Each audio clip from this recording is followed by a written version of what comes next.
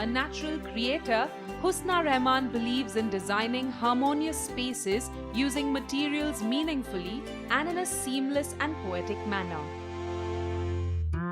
With the motto of translating abstract ideas into homes that cater to their clients' lifestyles, the Fulcrum studio has built this apartment for a family of builders in Bengaluru.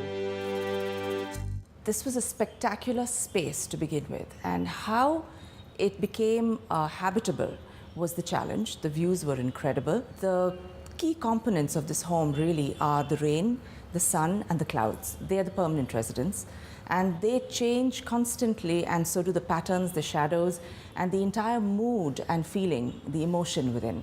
So that was something which we addressed right from the start.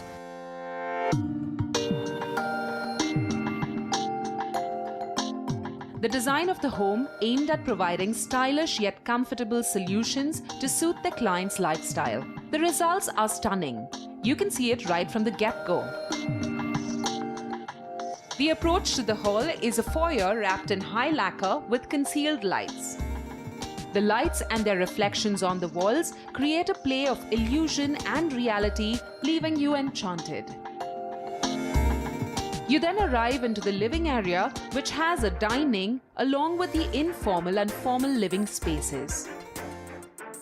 Each room is distinct, and I think the color palette is just something which is derived from an overall sense of balance and earthiness. The flooring in the living room is extremely vivid and very artistic. It's a deep brown, and against that the palette is neutral, monochromatic shades of beige and white. But there are punches of color when you least expect it. A chartreuse and a blue are used interspersed in certain details, picked up in the chairs, in the drapes, and just add that sense of just diversity without being colorful per se. So the entire balance of the palette is provocative and stark, and yet very subtle at the same time. The formal living at the far end is an unusual setup of furniture and art pieces.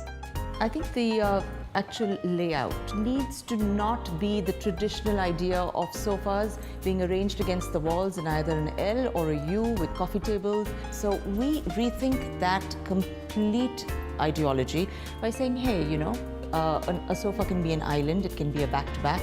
The layers can be higher and lower, they can have different depths. They can each be of a different texture and material. So they are kinetic elements, not just places to sit. The living area opens out to a deck, which is a raised platform detailed in wood. It then extends into a balcony with a grey granite flooring. This deck is also connected to an all-white modern kitchen, which has the earthiness of wood and the calm of the skies outside. You have a very delicate flight of steps in wood and glass, which takes you up to the next level. A family room, a little ensconced space from where you can look down, around, up. It's a 360-degree, you know, I'm here hanging in the clouds, meditation without even trying kind of space. The family room is surrounded by a terrace which has a seating arrangement with walls of planters behind. This open area gives you a bird's eye view of the city and has the perfect ambience for a sundowner.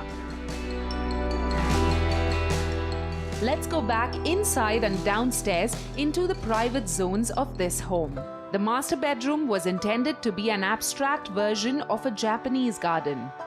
The beauty about the master bedroom really is the garden area and the bed are seamlessly woven together by virtue of stone ledges, which become seaters outside as well as planters, and then the ledge becomes part of the bed. A very interesting transition of material and color all the way from the outside to the inside. This is a very distinct interior sculpture, if you will, wherein the basin is created in a way that it is raised and then becomes part of the internal toilet. The flooring in the area is very unusual. It's not a marble that you oftentimes see, and we deliberately used it so that the rest of the room could derive from it. It is a base of grey with interesting shades of beige, which you will see used interestingly, including in the materials of the patchwork of the headboard. And then, to just punch the palette out a bit more, we have the two interesting midnight blue couches, which just act like they're an interesting addition and yet completely unique in their identity. An oversized Chinese tribal neck piece framed as art brings in an element of surprise in this otherwise modern space. An earthy corridor which allows natural light to filter inside throughout the day leads you to one of the son's bedroom. This space is a combination of greys, black and white, with the only pop of color coming through the yellow basin. This house is the perfect example of pushing the envelope and paying tribute to the elements of nature through an artistic interpretation.